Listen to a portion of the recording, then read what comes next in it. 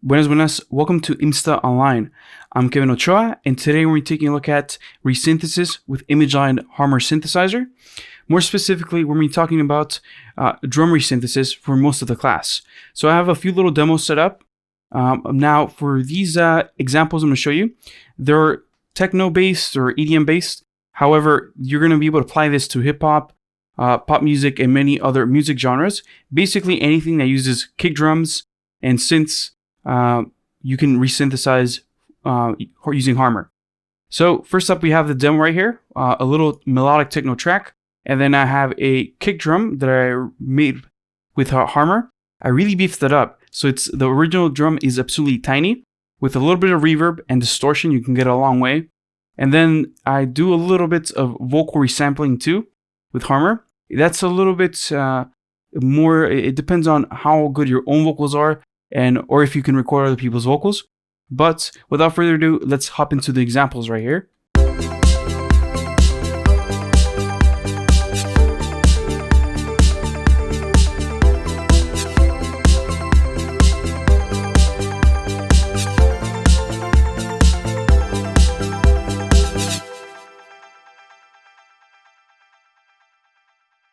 And then right here I have a kick drum that I recorded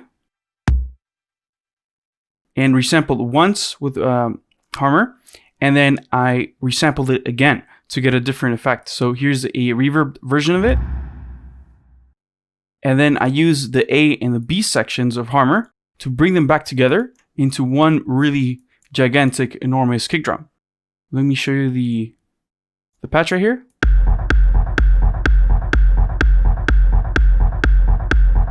As you can see, they're only playing whole notes right here. Quarter notes. They're not doing the typical chopped up notes that you would need usually with these size style type of techno kicks or EDM kicks. We're doing this within Harmor, so I'm going to show you how to set that up as well. And in the end, I'm also using a little bit of vocal resynthesis using my own voice.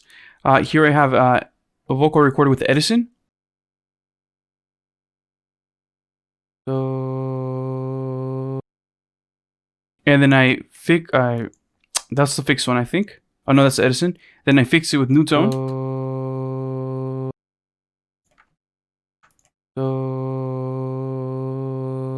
So you hear I'm going out of pitch, and then over here I fixed it with new tone, and I'll show you how to do that as well. And here I have the patches I made with it, the harp, choir, or it was I thought I was gonna make a choir, but it ended up being more like a pad type of thing. Let me show you.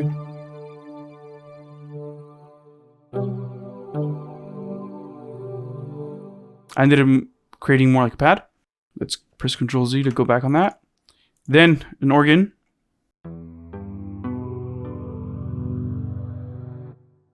And the bass. Those are all made within or with that original vocal chopped that I made myself. So those are really, really simple things to do with the Harmor. So let's start from the beginning, which is where I made the kick drums. Here I used one of my own sampled kick drums. So you see if I can put it up here, because right here. Okay, so that's the typical crash I usually use for my tracks. And then I have a couple drums and samples that I use. So typically what I do, sorry about that. So typically what I do is I'll grab a single kick drum, I'll send it in to Edison, and then I'll grab just one of them. I'll delete all these other ones. Just make sure I got the notes right at the beginning where I want it. And you can do that by setting up snap to zero crossing. Once you do that, you can delete the beginning and fade out the end that you don't need. You can also make sure here that you are centering your waveform, that you have no DC offset. You can also normalize the waveform if you want to normalize it before hopping into Harmor. However, I don't necessarily recommend that because we're going to be adding more harmonics within Harmor. So sometimes it's good to leave a little bit of headroom. So likewise, you can also use the amp to reduce the level here. So let's reduce it by 6 dB. Then you can hit accept. And there you go. You get much better normalized sound for inputting into Harmor. Now, the first kick drum that I made here is actually not a resampled kick drum from like I just showed you. It's actually a tom. So let me hop over to the toms real quick so we can load it in. So sound design sessions, 9099s, lo-fi audio, and then here I have some of my toms from the 909. Now let's open up a new Harmor. Let's use one of these. You want to go to the preset over here under templates. You're going to find tutorials and tricks, resynthesis, and you're going to go to time stretching and pitch shifting. When you open up this one, you get this really classic, or at least classic to us Harmor users, patch. Being an additive synthesizer, Harmor can resynthesize audio files as well, Which resamples the vocal to be basically any pitch you want. Being an additive synthesizer. Being an additive synthesizer. Being an additive synthesizer, Harmor can resynthesize audio files as well. Being an additive synthesizer, Harmor can resynthesize audio files as well. So it's an absolutely ridiculous patch. Of course, it's just showing you what you can do with in Harmor. And what I usually do is, instead of having to set up all these the scaling, the farm, the mix, all this frequency information here under the image tab, I just go to that preset, so I don't have to set it up manually myself. Now I can load up one of these toms. Let's try out the low tom. And what you'll see here is that it has a really nice resonant bass. However, it doesn't have the pitch envelope that a kick does have. However, it is much more bassy than the original 909 kick drum. So what we're going to do is we're going to use this, pitch it down, then we're going to add an amp envelope and a pitch envelope to this. So let's go ahead and let's try this out. Let's go to envelope. Let's go to volume. Let's make it punchy at first and then have it decay a little bit. And then we're going to go to pitch. We're going to go to envelope.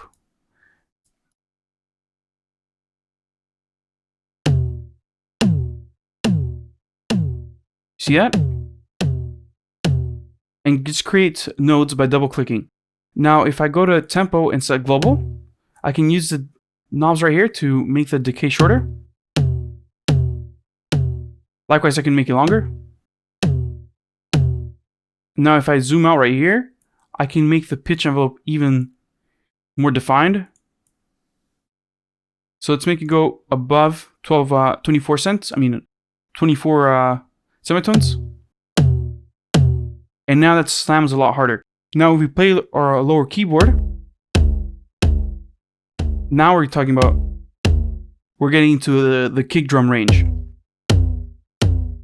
Now, the next thing we'll do right here is I could add a little bit of distortion. Let's go to classic. Make it 100% wet. And add a little bit of distortion. Now, the other cool thing that Harmor has that no other synthesizer does have is the pluck functionality. Now, the pluck functionality lets you filter out frequencies, but it's not it's not like a traditional filter where a filter just grabs frequency above, below, or any of the if you're using another synthesizer, if you're using comb filtering, you're reducing or attenuating the frequencies or boosting them by applying this filter to frequencies. This one uses frequency and time, so it's almost like having an envelope as well on your filter. So the really cool thing is that you can go in here and design your own pluck shape. So let's go to the image tab, envelope, go to pluck shape.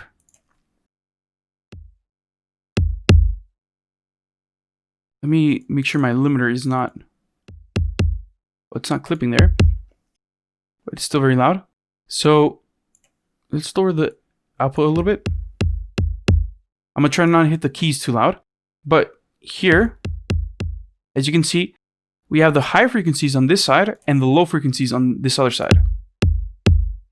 So what we can do is we can do the opposite. Let's make the bass frequencies decrease quicker. And now we have more like a hi-hat, because we make sure that the high frequencies pass through and the low frequencies get attenuated throughout time. So you see here, as I push this up, now we get something that sounds kind of like a snare. If I push it higher, we get those low frequencies back in because they're no longer attenuated. So let's push this down right here. And now we're going to reduce this a little bit more sloped than the original patch. So now we're getting that nice thud on the kick drum. You could even turn this into a hip hop kick drum if you apply a low pass. There you're getting something that's a little bit more punchy and that has less high end. Now the other cool thing is you can come here to the EQ and apply this EQ based on frequency. That's always going to be tied down to the note you're playing. So if I play up here, still get some of those lows that are very, very defined. The other cool thing that we can do to protect our low end is apply this protector parameter up here. So basically, if we were to apply a phaser or a filter, even if we cut off all the frequencies, those notes that we want to protect or those frequencies that we want to protect that are very low are protected. If I push the protector up higher, we can protect many more notes or frequencies. We can also add subharmonic frequencies. But in this case, since we already have a pretty bassy note, we don't really need them. But this is a nice way to beef up your 808s if, for example, they don't have a well-defined pitch. Because sometimes what you hear is that sound designers create these really thick 808s that have a lot of vibrato on them, a lot of distortion, but then the bass kind of goes missing sometimes. So what you can do is load them up in Harmor and then use the sub protector and also apply the subharmonic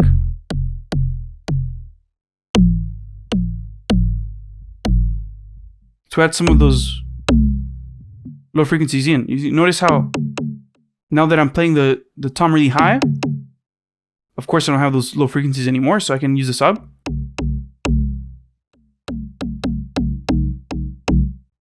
And add some harmonics down there. So that's really cool. You can decide if you want to have either the fundamentals that you add around the fundamental, I should say, sorry, the harmonics that you add around the fundamental or below the fundamental. So it's a little bit different. If I'm, like I said, if I'm beefing up the low end on a kick drum, I want to put it around the fundamental. If I want to add harmonics below the fundamental, I want to put it below the fundamental. So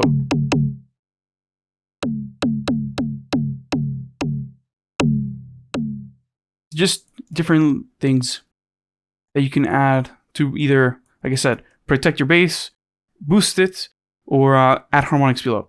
So 3 different things you can do with those different parameters. Now, the other thing you can do, it's sounding very nice now. If you do want to make your stuff wider, you can add Unison. Let's bring the plug back up. You're probably asking, why would I want to make stuff wide by adding Unison? Well, a lot of the now popular types of kick drums use reverb and distortion and unison chorusing, stuff like that, to make the kick sound wider and bigger. You just have to make sure that at the very end you use something like the Nugent mono filter to mono out your low frequencies. You can also create some an A and a B parts inside Harmor and cut off all the low end from the beat part and have that be, your top layer of the kick drum, and then have your low layer be nice and mono, and, not add unison to that one. So that's a really cool thing that you can do inside Harmor, that you would need multiple other samplers or even multiple different channels to do this type of processing. So within Harmor, you can do it all within one instrument. So that's really, really cool. So let me show you that. If I go to copy part, paste part. Sorry about that. Super, super loud. Let me lower the level here.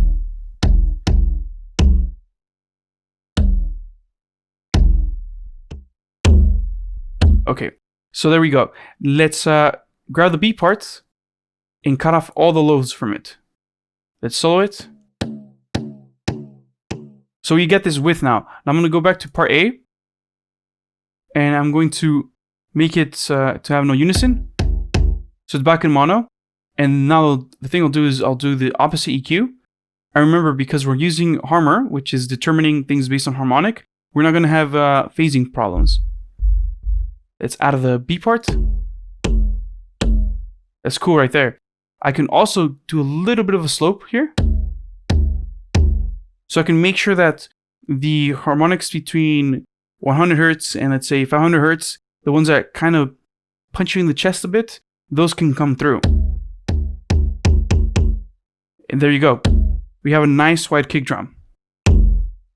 Okay, enough with that one. So what I ended up doing was I rendered this into audio, and then I brought it into another instance of Harmor. So here we have kind of like the result I got here. So let's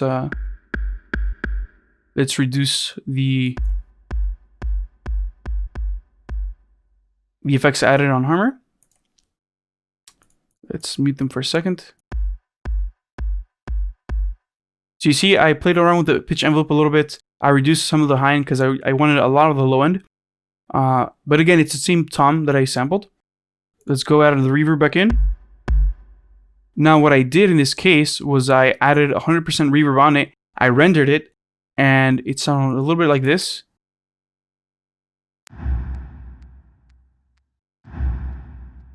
And then what I ended up doing was I brought this back into Harmor, into that beat part of the synth.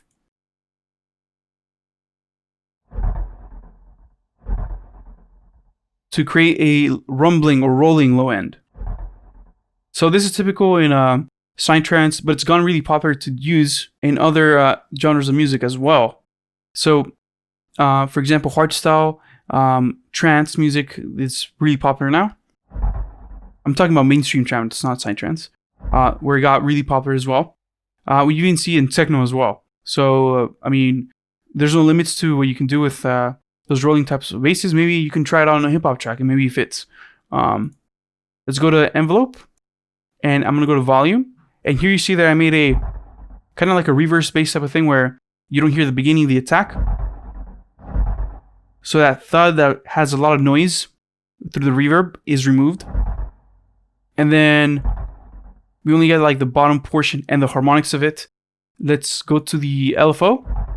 And here's where I'm creating that psi type of bass feel. So if I remove it, we get only like the reverse bass type of feel. Watch, let me play it. Which is also really cool. You can do that within Harmor. But to fully use Harmor to its full potential, we can, use the fact that we have 1, 2, 3, 4, 5, 6, 7, 8, 9, 10, 11 different types of modulations available per parameter. So this is the holy grail of modulation on a synthesizer. And all these modulation sources or articulation sources or destinations have these 7 modulation sources. And these are all independent from each other, which is absolutely nuts. So let's go back to the volume. Let's go to LFO. And here you can see that I created essentially the same type of effect. I created a envelope that would not allow the attack of the sound to play, but play the second half and a little bit of the second 16th part of the notes that's going to play. And I also enable the tempo and global so that when I'm playing, we get the beats on time. So the next thing I did was, because we're on an LFO, I set the speed to be appropriate. So I would set it up to have it be basically hit the 16 notes right there. If it's a bit off, watch, let me show you. It will not sound that great. Let me mess it up. Somewhere on there. See, it doesn't sound too good right there. Now if I fix it up, put the speed to match somewhere around there. It's very close. There you go. It has a little bit of swing to it, and it's, of course, on beat. Then we can use the skew to change how we want the envelope of the LFO to be. And also the tension.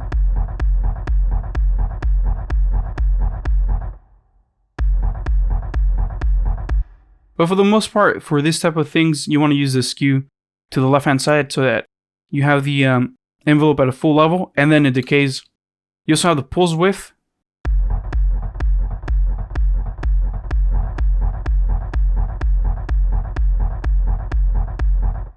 So you can create many types of curves and also LFO shapes with Harmor. If I keep on going over here, you see that I can keep on doing this on for basically forever. I don't think I ever hit the maximum of or like the limit of this. I don't even know there is such a limit. But yeah, you can keep on creating your own versions of the LFO and envelopes that you want to apply to that LFO. So there we go. The other thing I would like to do sometimes is hold up, let me snap to notes here so that we're snapping on time. The other thing that I like to do is give a little bit of a raise right here on the hit that's on the offbeat, just to accentuate that, to give the kick drum more rhythm, because often these techno tracks, all they are really is kick, snares, hi-hats, maybe some effects here and there, but the rhythm really has to come from the kick drum. So we have to make sure that we're feeling that. Whereas if I had it like this, we were not feeling that rhythm. So if I boost a bit like that, we're getting that rhythm. Now that the secondary or the punch of the kick drum, you can use the envelope here to determine how long we want it. And here I've cut it off at exactly half the beat, so that the second and so the third and the fourth rolling basses that we hear right here come in on time. So cool. That's how that works. Now let's go over to the vocal chops that ended up being turned into arps and organs.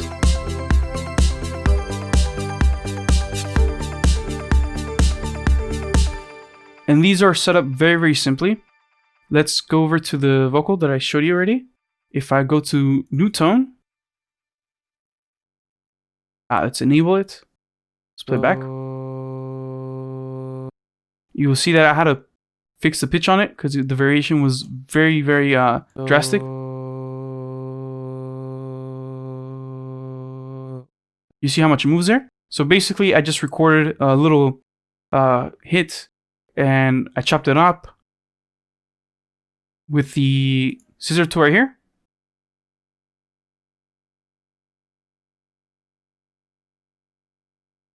And then I centered it. I used some variation to reduce it. There you go. And finally, if there's something a little bit wrong, I use Alt to move it around to fix it. So it could all pretty much be the letter C. Then I close this. I imported it into Harmor. Let me close that. Let me add a new Harmor. Again, go to presets, go to Resynthesis, select time stretching and pitch shifting. There you go. And let's go to new tone again. You see this selector right here? We can basically drag and drop the file here. There you go. And now if I press C, you hear my voice. But now if I play another note, I can play that. I can control the speed, time of playback, course speed, so I can make something that's very, very quick. You can also make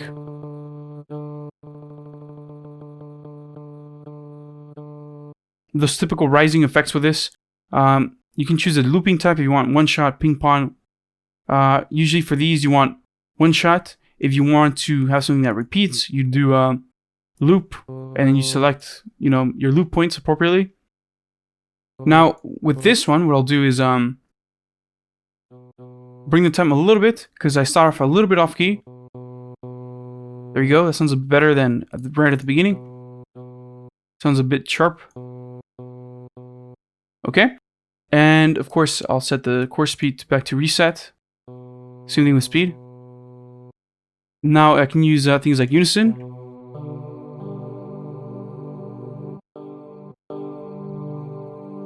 Make sure I have the pitch relatively the same.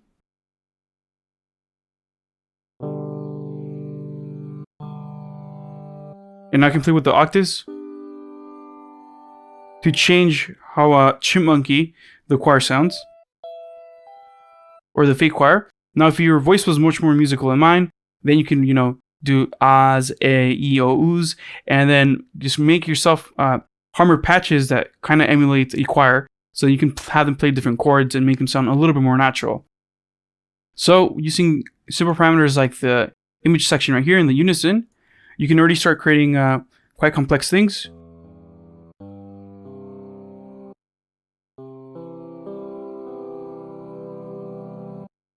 Then if we go to something like the pitch or vibrato, you can create pitch variations.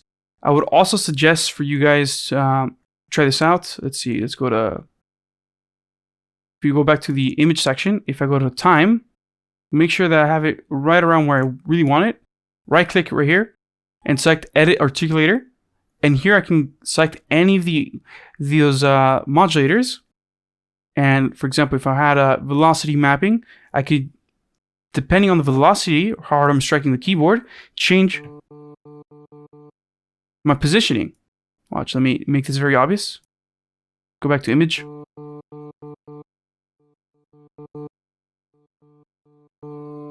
So based on how hard I'm hitting the keyboard, it will change positioning. So this is also very helpful, for example, when I'm doing stuff with shakers over here.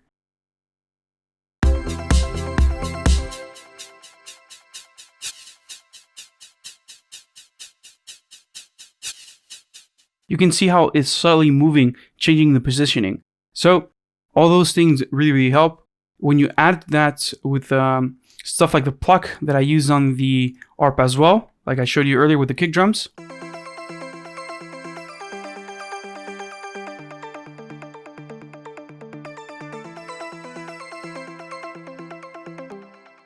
You can start getting very, very musical sounds. And again, on this pluck, I believe I used a little bit of a pitch envelope to have a little bit of a rise and a fall.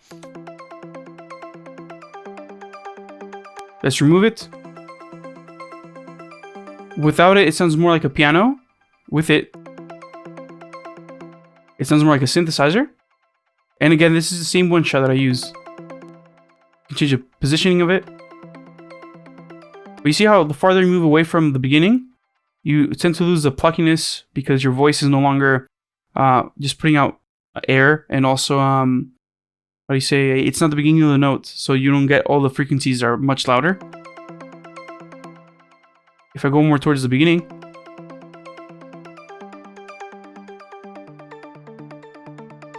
your voice can retain some more harmonics. So keep that in mind. Using images or samples like I did already earlier with the kick drum, or the tom in that case, and turn it into a kick drum. So you can basically turn anything into anything else with Harmor's Resynthesis engine. So with that being said, I want to thank you guys for joining us here on IMSTA Online. Make sure you guys subscribe to the channel, give us a like if you like the video. Make sure you stay tuned for any further IMSTA online classes that we're going to have, because we're going to be featuring other audio educators like myself and other music producers and audio engineers who have won many prestigious awards. So make sure you guys subscribe. All right, I'm Kevin Ochoa, and I'll talk to you guys on the next one. Peace.